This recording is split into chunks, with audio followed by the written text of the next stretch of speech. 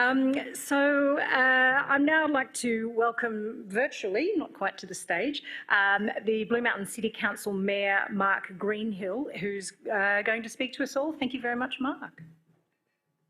Good morning, everyone, and welcome to the City of Blue Mountains. The City of Blue Mountains is located within the country of the Gundungurra and Darug peoples. I'd like to acknowledge Uncle David King. Blue Mountain City Council recognises that Darug and Gundungurra traditional owners have a continuous and deep connection to their country, and that this is of great cultural significance to Aboriginal people both locally and in the region. For Darug and Gundungurra people, Bungarra takes in everything within the physical, cultural and spiritual landscape: landforms, waters, air, trees, rocks, plants, animals, foods, medicines, minerals and special places. It includes cultural practice, kinship, knowledge, songs, stories and art, as well as spiritual beings and people, past, present and future. Blue Mountain City Council pays respect to elders past and present, while recognising the strength, capacity and resilience of past and present Aboriginal and Torres Strait Islander people in the Blue Mountains region. Well, welcome to the annual Australian Bushfire Building Conference. This conference is presented this year by Blue Mountains Economic Enterprise in partnership with Blue Mountain City Council, and it's always a special occasion for me because 1 month after I became mayor, just had my 10th anniversary, we had the 2013 bushfires. So it marked very much the beginning of my time in this role, and has very much been a significant part of the 10 years since. I want to thank the sponsors for today's event, including the major partner, our great friends and colleagues at the New South Wales Rural Fire Service. We'll hear from Lisa Chu, who's Supervisor Development Planning and Policy at the New South Wales RFS, as well as Susan Fox, Senior Manager, Bushfire Planning, Resilience and Urban Sustainability for the New South Wales Department of Planning and Environment, DPE, when they share their presentation later this morning. I really want to thank our keynote speaker today, Dr. Margie Prideaux, I should say. Margie Prideaux is someone who has been thinking deeply about the environment, ecosystems and conservation over many years. Her work is informed by a profound and personal understanding of how the climate catastrophe can upturn lives and communities, but also its capacity to shape resilience. Now, I want to give apologies for the federal member for Macquarie, Susan Templeman MP, as well as the member for Blue Mountains, Trish Doyle MP, both of whom have asked me to send you a note of welcome from each of them. Over the next 2 days, you'll hear from professionals working across multiple fields, including researchers, architects, engineers, designers, regulators and certifiers, each driven by a common goal of building better bushfire resilience in our communities. Following the success of 2022, this year's conference is another hybrid event. And I extend a warm welcome to all of you joining us today, to those of you in the room and those of you like me participating from elsewhere in Australia or around the world, and I welcome you. 2023 marks the 9th year of this conference, and you may know that its inception came out of those October 2013 bushfires I just talked about. Now, those fires burnt large areas across the state of New South Wales, including over 65,000 hectares in the Greater Blue Mountains area.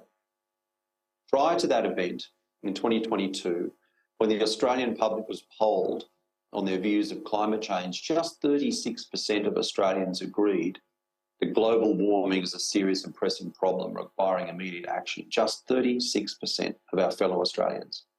And they felt that no matter what the costs.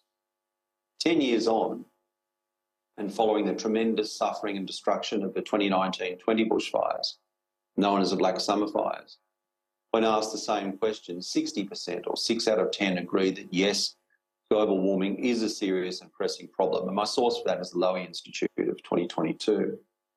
Which brings us to the theme of this year's conference, which is looking forward, looking backward. We look forward to reckon with the past, to understand our legacy, to learn. In many ways, it's our capacity to reckon with our past that shapes how we respond to the challenges we face. Those of you living in bushfire-prone areas will know how profoundly the threat of fire can shape a community. Here in the Blue Mountains, the specific possibilities of climate change invite us as a whole community to come together, and they demand that we act. The Blue Mountains local government area covers 140,000 hectares, 3/4 of which comprises National Park.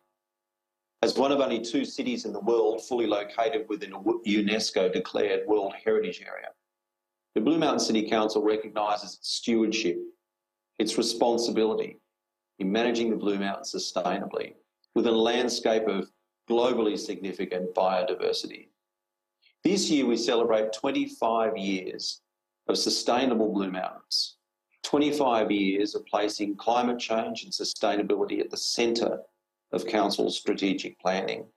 Sustainability lies at the heart of our community vision, and with the help of our community councillors leading local action to restore planetary health and working to be an exemplar for local governments around the world.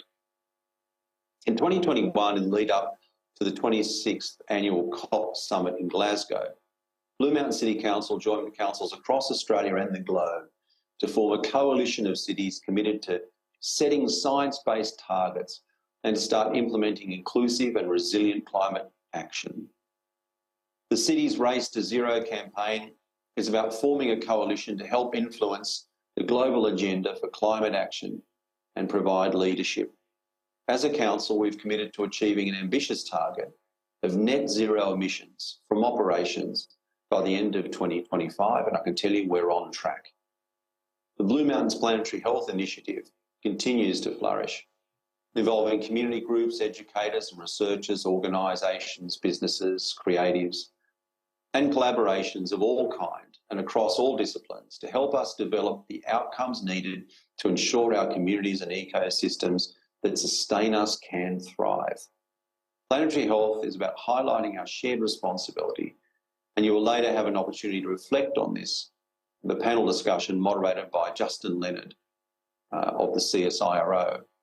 Many of the presentations this year will demonstrate how technology is delivering solutions that empower people to make informed decisions and that are enabling adaptations to our built environment to increase bushfire resilience. Peter Jacklin from the Faculty of Science and Technology, Charles Darwin University, will share with you shortly what can be achieved when future technologies combine with respect for the deep knowledge of traditional owners to deliver world-class outcomes. Looking forward, we can choose inaction, or we can choose joining together for action. To me, the choice is absolutely clear. I hope that in this conference, you each find opportunities for reflection and learning. I hope that together we can strengthen our networks and find inspiration for collective action and build transformative solutions. So it's my absolute pleasure to now declare this conference open. Enjoy and thank you for coming.